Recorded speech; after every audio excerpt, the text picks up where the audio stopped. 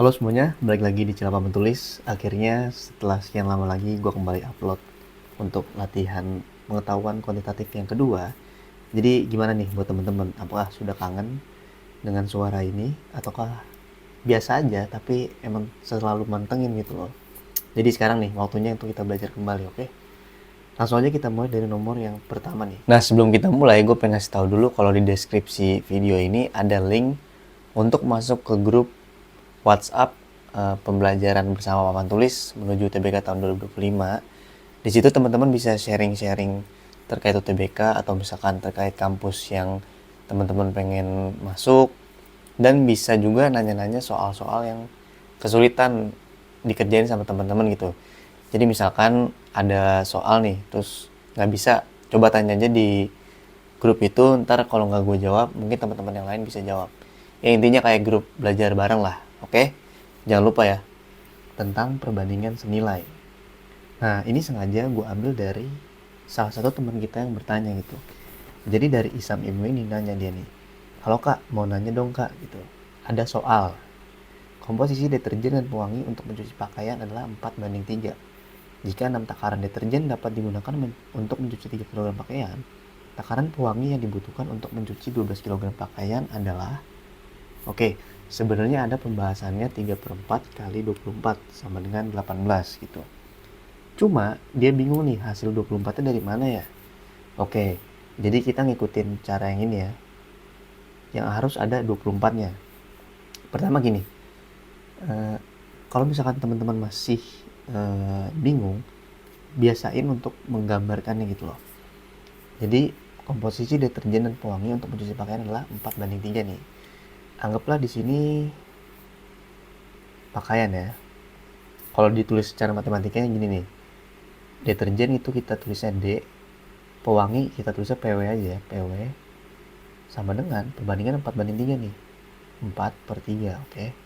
Nah ini secara matematikanya tulisannya. Tapi kalau gambarin berarti gini.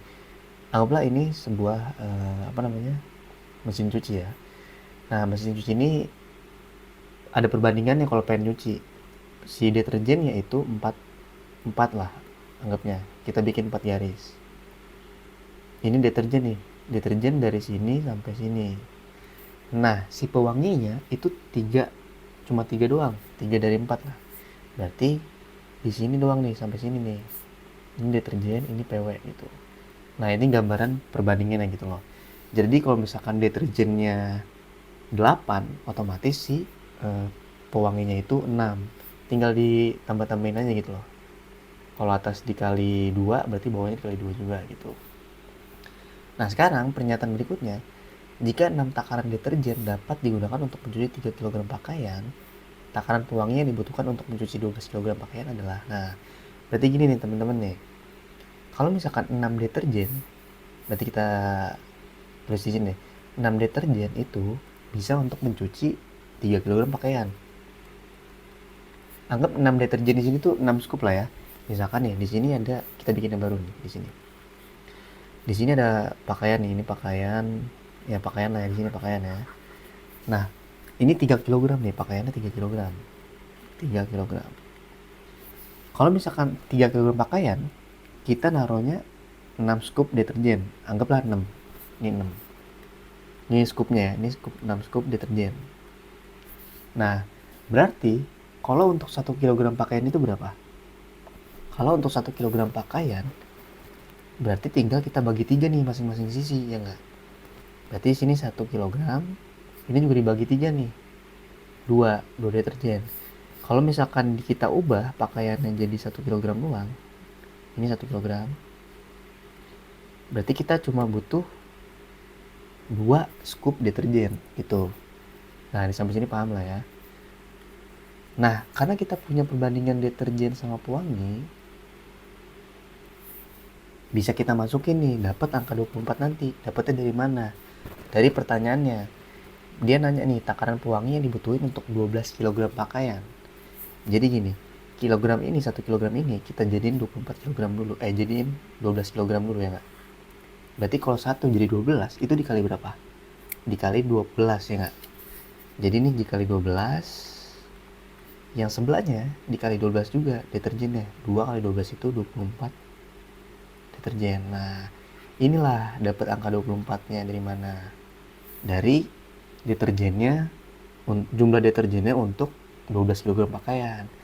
Nah, kenapa dia digunainnya 3 per 4 kali 24 sama dengan 18? Karena di sini ada perbandingan nih. PW ini perbandingannya 3, deterjen ini perbandingan 4. Yang udah diketahui apa? Yang udah diketahui itu adalah deterjennya nih, kalau 12 kg berapa. Berarti yang ditanya PW-nya, otomatis PW-nya yang di atas, karena yang ditanya. PW per deterjen dikali total deterjen itu yang udah kita dapetin nih, yang 24 ini, sama dengan hasilnya. Perbandingan PW itu tadi 3, deterjennya itu adalah 4. Total deterjen tadi 24. Jadi tinggal ditulis aja nih, 24 bagi 4 hasilnya 6 kali 3 sama dengan 18. Jadi dapat 24 dari yang tadi ya. Nah, kalau misalkan kita nggak ngikutin cara yang ini, gue pengennya pakai cara yang lain nih, yang lebih gampang gitu. Nggak lebih gampang juga sih, maksudnya lebih, mungkin teman-teman bisa lebih terbayang gitu loh. Jadi gue pengen kasih taunya yang kayak gini versinya. Kita cukup tadi tulisin yang deterjen per PW itu sama dengan 4 per 3 ya nggak? Nah, yang tadi kan udah kita dapetin nih. Kalau misalkan 6 deterjen itu sama dengan 3 kg pakaian, berarti kalau misalkan 1 kg pakaian itu adalah 2 deterjen ya nggak? Ini kan tadi udah nih. Nah, gue pengennya nggak jadiin kayak gini nih, tapi langsung ke deterjennya, langsung ke pewanginya gitu loh. Ya nggak? Kalau misalkan 2 deterjen 1 kg, kita samain sama yang perbandingan sebelumnya nih, deterjennya 4. Dijadiin 4. 4 deterjen berarti dia berapa? 2 kg ya enggak? Kalau misalkan 4 deterjen 2 kg, berarti untuk perbandingan 3 yang pewanginya itu juga 2 kg. Karena ini udah sama nih. Kalau 4 kg, 4 deterjen dia 2 kg. Berarti kalau 3 juga 2 kg, ya enggak? Tinggal kita bagi aja nih, 12 kg itu 2 kg itu biar jadi 12 kg dikali berapa? Dikali 6 ya enggak? Berarti ini juga dikali 6 biar kita mendapatkan berapa takaran pewangi yang dibutuhkan untuk mencuci 12 kg. Jadinya sama hasil kan, 18. Jadi sebenarnya cara yang menurut gue lebih simple itu yang ini. Jadi langsung kita ubah menjadi perbandingan pewanginya. Kalau misalkan masih belum paham, nanti langsung chat aja di kolom komentar, oke? Nah, sekarang kita lanjut ke nomor 2, barusan geometri. Barusan bukan geometri ya, barusan itu adalah perbandingan nilai. Ini maksudnya adalah barisan, sorry. Ini adalah barisan geometri. Nah, barisan geometri itu biasanya ada rumusnya. Tapi, kelihatan dari soal ini, sepertinya kita nggak perlu rumus, karena bakalan lebih lama kalau pakai rumusnya. Pertama kita pakai rumus dulu ya, biar teman-teman tahu. Rumus geometri itu biasanya pakainya ARNI. AR pangkat N min 1 gitu. A-nya itu apa? A-nya itu adalah awalan. Awal itu yang mana? Awal itu kayak 20 ini. Nah, R-nya itu apa? R itu adalah rasio. Rasio itu adalah bukan beda ya. Ya intinya beda juga sih sebenarnya. Lengkap berapa nih? Misalkan 20 ke 10 itu dibagi 2, 10 ke 5 bagi 2 gitu kan. Nah, itu adalah rasionya. N ini ada suku ke berapa? Misalkan yang 20 ini suku pertama. Ini suku kedua, ini suku ketiga, dan seterusnya. Ntar pangkatnya dikurang min 1 gitu. Nah, kita kan disuruh nyari si Z ini kan. Dan kita diketahui adalah barisan geometri, berarti pakai rumus gampang. Langsung masukin aja nih, A-nya 20. R-nya itu berapa? R-nya tadi udah dikasih tahu sama gue ya, dibagi 2, atau berarti 1/2. Ya enggak? Setengah sama dibagi 2 itu sama aja. Tapi kalau misalkan di konteks ini, lebih gampang kita pakainya kali setengah gitu. Terus pangkatnya berapa? Pangkatnya kita kan disuruh nyari yang Z-nya ya. Nah, gimana cara nyari nilai Z-nya? Berarti kan ini suku ke 1, 2, 3, 4. 4. Berarti kan sukunya ke 4 nih. 4 dikurang 1 gitu doang. Berarti 20 dikali setengah pangkat 3 gitu. Sama dengan 20 dikali, ini jangan lupa ya, ini pangkat dulu aja nih, yang R nya dipangkat nih. Nah 20 dikali 1 per 2 dipangkatin 3 berarti 1 pangkat 3 adalah 1, 2 pangkat 3 adalah 8. Ini tinggal dicoret, hasilnya berapa? 20 dibagi 8. Ini kita kecilin dulu deh, 20 dibagi 5 itu 4, bagi 4 itu 5, 8 bagi 4 itu 2, berarti 5 per 2. Nah ini jawabannya. Sorry, ini bukan jawabannya. Ini adalah 5Z-nya. Kita disuruh nyari Z-nya. Z-nya itu gimana caranya? 5Z, itu kan kita udah dapet nih, nilainya 5 per 2. Berarti tinggal gini doang. 5Z sama dengan 5 per 2. Oke? Nah, biar dapet Z-nya doang gimana? Sama-sama dibagi 5. Atau ini 5-nya dipindahin ke samping, pindah luas gitu. Z sama dengan 5 per 2 dikali 5 itu sama dengan 5 per 10, atau kalau dikecilin lagi jadinya 1 per 2. Itu nilai Z-nya. Nah sebenarnya ini kita nggak usah pakai rumus si Arni ini. Kita sebenarnya dari yang rasio tadi itu udah bisa dapat 20 ke 10 itu kan dibagi setengah tadi, dibagi 2. Ini juga dibagi 2, ini dibagi 2, ya enggak? Berarti kalau misalkan 5 terus dibagi 2 itu hasilnya 5Z. Masuk nggak? Kan sama aja nih, gini. Kalau 20 ke 10 itu kan 20 dibagi 2 jadinya 10 gitu. Habis itu yang 10 ke 5, 10 dibagi 2 sama dengan 5 gitu. Nah berarti 5 kalau dibagi 2 itu hasilnya 5Z. Jadi langsung aja kita tulis. Ngapain tadi kita capek-capek nyari pangkatnya dulu, itu nggak usah. Karena kita udah dapet nih clue-nya. 5 kalau dibagi 2 hasilnya 5Z. Langsung aja. Berarti 5 per 2 itu sama dengan 5Z. Sama nih masukin yang kayak tadi. 5 per 2, Z 5-nya dipindahin ke sini. Dibagi 5. Karena di awal dikali, jadi ke sini dibagi ya Kak. Bagi 5 sama dengan Z gitu. Berarti 5 per 10 sama dengan Z. Disederhanain ya. 1 per 2 sama dengan Z. Udah dapat. Jawabannya adalah setengah. Gampang ya. Jadi ntar teman-teman kalau misalkan ngelihat soal yang kayaknya ini nggak pakai rumus lebih gampang gitu, mendingan dicobain yang nggak pakai rumusnya aja biar nggak semakin panjang. Nah sekarang kita langsung lanjut ke soal nomor 3, geometri luas bangun datar. Ini mungkin sebelumnya belum ada ya di pengetahuan kuantitatif yang kemarin. Jadi ini bisa diperhatiin secara detail dulu ya, biar teman-teman makin paham. Soalnya apa? Jika perbandingan antara luas daerah jajaran genjang ABCD terhadap luas persegi panjang AFC adalah 5:3, maka luas persegi panjang ASCF adalah, oke.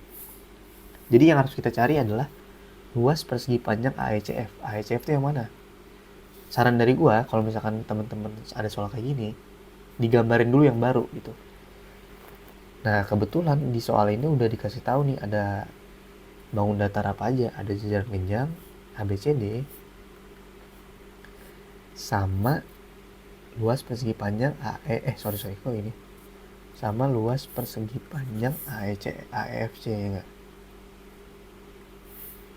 Nah ini AFC nih, A, B, F, C, oke.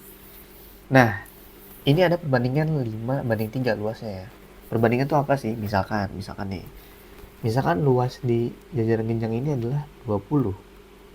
Berarti luas di persegi panjang ini berapa? Berarti 12. Kenapa bisa tahu gua kalau ini 20 ini 12? Karena dari perbandingannya ada nih. 5 kalau dikali berapa biar hasilnya 20? Ya dikali 4. Berarti otomatis yang ini juga dikali 4.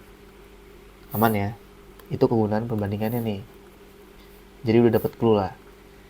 Nah terus apa clue lagi selanjutnya? Terus apa gimana ngomongnya? Terus clue selanjutnya apa gitu ya? Clue selanjutnya adalah yang ini 10 sama 5. Jadi kita udah dapat alas si jajaran genjang nih 10. Tapi kita nggak dapet tingginya nih. Tinggi jajaran genjang ini nggak tahu. Sedangkan kita harus tahu tingginya biar dapat luasnya. Kita tulis dulu, luas jajaran genjang itu rumusnya adalah alas kali tinggi. Untuk persegi panjang itu adalah sisi yang pendek dikali dengan sisi yang panjang. Sisi yang pendek itu yang ini, yang panjang itu yang ini. Oke. Nah, ini kita tingginya belum tahu nih.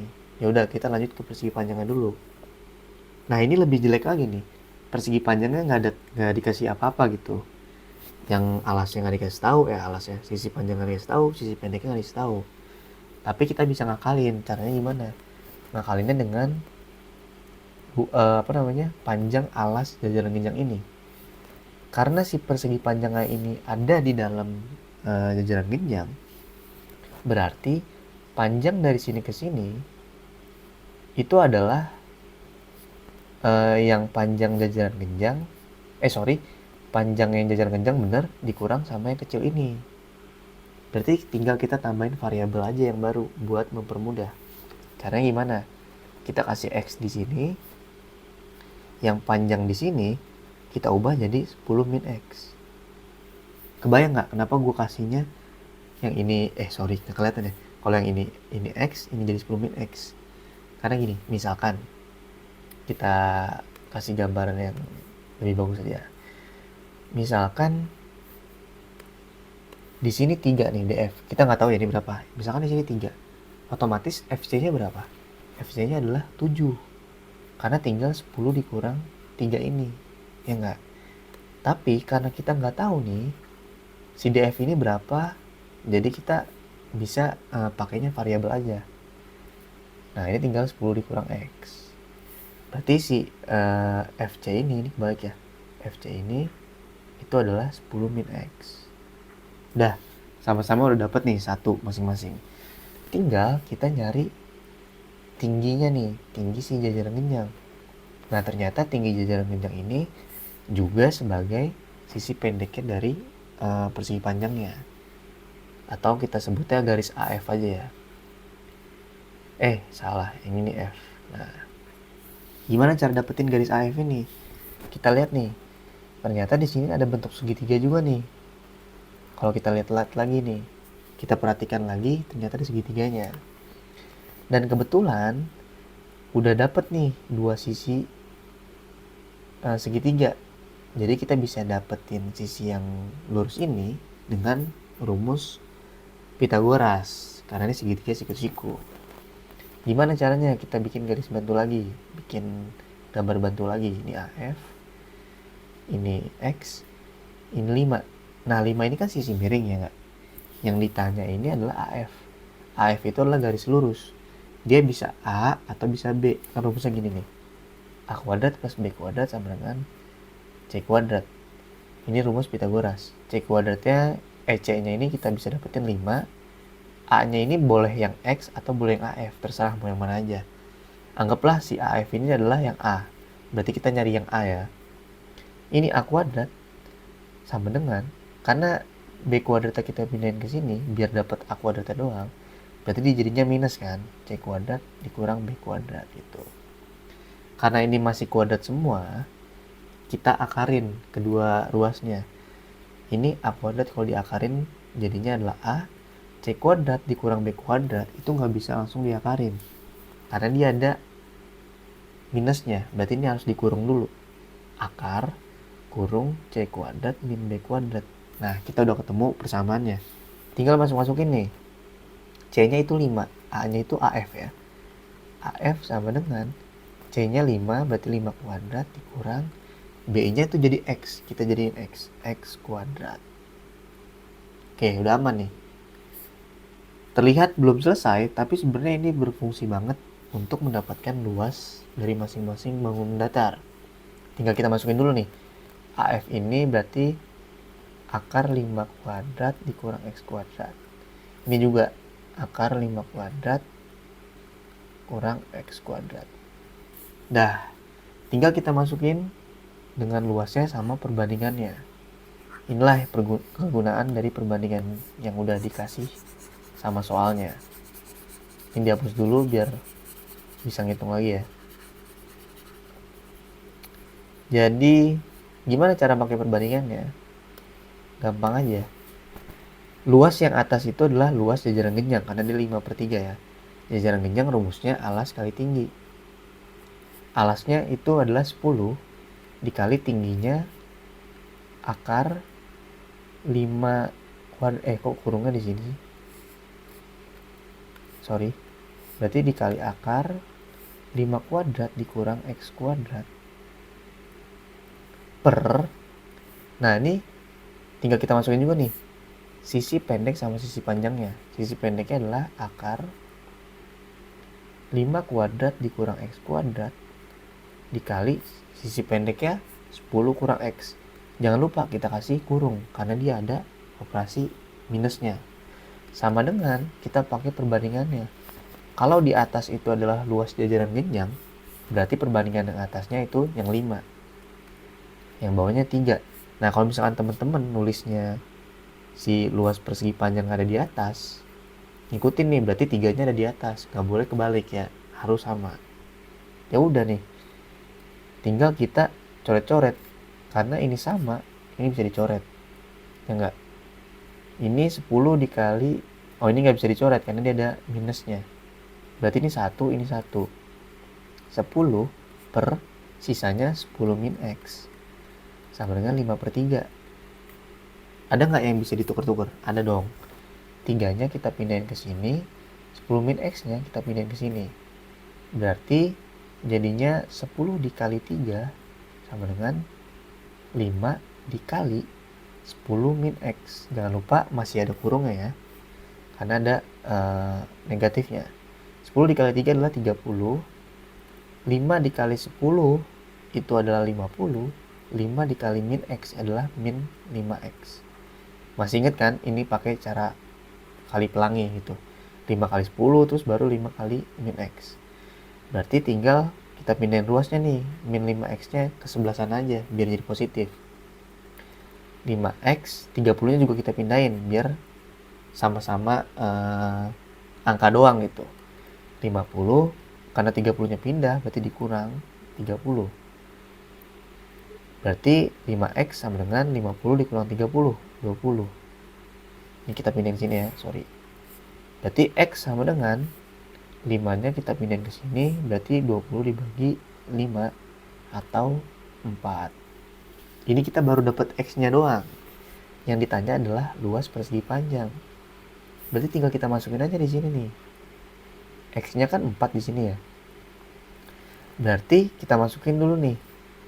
Akar 5 kuadrat dikurang X kuadrat berarti 4 kuadrat dikali dengan 10 dikurang 4. Karena X-nya udah dapet nih 4. Jadi 6 dikali 6. Nah, akar 5 kuadrat itu berapa? 25. 25 dikurang 4 kuadrat adalah 16. 4 kali 4 dikali 6. Berarti 25 kurang 16 itu hasilnya 9. Akar 9 dikali 6 sama dengan berapa? Akar 9 itu 3. 3 kali 6 sama dengan 18. Jadi ketemu ya, jawabannya adalah 18. Terlihat lama ketika kita mengerjakannya. Sebenarnya cepet, lamanya gara-gara gue ngejelasin aja.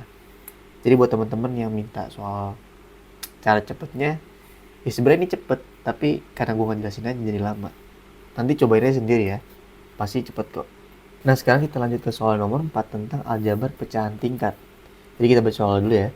Jika X, Y, dan Z adalah bilangan bulat positif yang memenuhi persamaan 2 plus sekian, maka nilai X plus Y plus Z sama dengan, oke. Jadi ini adalah soal yang terlihat sulit, terlihat lama, atau terlihat menjengkelkan, tapi sebenarnya tidak seperti itu. Jadi buat teman-teman yang lihat soal gini jangan jiper duluan, tapi lewatin aja. Nggak kayak gitu ya. Maksudnya kita coba dulu aja nih. Kalau emang bisa, kalau nggak bisa ya udah lewatin aja. Jadi gimana langkah awalnya? Langkah awal adalah kita coba tulis dulu biar lebih jelas. Karena ini kecil banget ya. 1 per Z sama dengan 37 per 13. Oke, langkah pertama adalah kita posisikan dulu yang bisa dioperasikan dengan mudah. Apa yang bisa dioperasikan dengan mudah? Yaitu 2-nya kita pindahin ke sini. Karena ini yang paling bisa diganti-ganti di awal gitu. Kalau 2 pindah ke sini, berarti kan ntar jadi dikurang. Ini tinggal kita tulis ulang, 1 per X ditambah 1 per Y ditambah 1 per Z sama dengan 37 per 13 dikurang 2 gitu. Nah, ini bisa dioperasikan nih, 37 per 13 sama min 2 ini. Caranya tinggal kita ini ubah jadi pecahan campuran dulu, terus dikurang, atau biar teman-teman yang familiar aja deh. Yang familiar kan penyebutnya disamain ya. Aduh, penyebutnya disamain nih. Jadinya yang 2 per 13-nya, angka 2-nya ini dijadiin per 13, atasnya dikali 13 juga. Kita tulis baru aja deh. 1 per, ini nggak usah ditulis ya, lama, capek. Nah, sama dengan 37 per 13 dikurang, kalau di bawah dikali 13, atasnya dikali 13, berarti jadinya 26 atau 11 per 13. Oke, ini udah ketemu nih. Kita tulis ulang lagi di sini. 1 per X tambah 1 per Y tambah 1 per Z sama dengan 11 per 13. Oke. Nah, langkah selanjutnya apa? Langkah selanjutnya adalah kita mengurangi pernya ini loh. Ini kan pernya banyak banget nih. 1, 2, 3. Nah, kebetulan karena kita beruntung lagi, yang di atas itu 1. Jadi kita bisa balik aja nih. Gimana cara baliknya? Ya tinggal dibalik aja. Yang satunya jadi di bawah, X plus sekiannya jadi di atas. Jadinya gimana? X plus 1 per Y plus 1 per Z dibagi 1. Nah, kalau sebelah kirinya dibalik, berarti kanannya dibalik juga. Jadinya 13 per 11. Karena ini dibagi 1 atau per 1, angka berapapun di sini, kalau di sini dibagi 1, ya tetap angka itu sendiri kan. Jadi, per satunya nggak perlu kita tulis, biar mempermudah penglihatan kita nih. Nah, jadi pernya udah hilang kan. Jadi tinggal cuma 2 nih. Nah, sampai sini diapain lagi? Kita nggak perlu nyari sampai dalam-dalam lagi. Kita cukup lihat clue yang dikasih sama soalnya, yaitu X, Y, dan Z adalah bilangan bulat positif. Berarti kita bisa ngira-ngira nih, X ini bilangan positif, bilangan bulat positif, Y ini bilangan bulat positif, Z juga bilangan bulat positif. Bilangan bulat positif itu berapa? Ya berarti kita mulai dari angka 1 nih. 1, 2, 3, dan seterusnya. Nah, kalau misalkan kita pakai logika, X plus 1 sekian ini, 1 per sekian ini, itu sama dengan 13 per 11. 13 per 11 itu adalah 1, sekian, ya enggak? Berarti X ini kemungkinan adalah nilainya 1. Kenapa gue bisa bilang kayak gitu? Nih kalau digambarin ya. X plus 1 per Y plus 1 per Z itu sama dengan 13 dibagi 11 itu berapa? Pakai pecahan campuran ya. Berarti 1, 2 per 11. Nah, ini berarti cara pecahan campuran siapa tahu masih ada yang lupa ya. Ini caranya gini nih.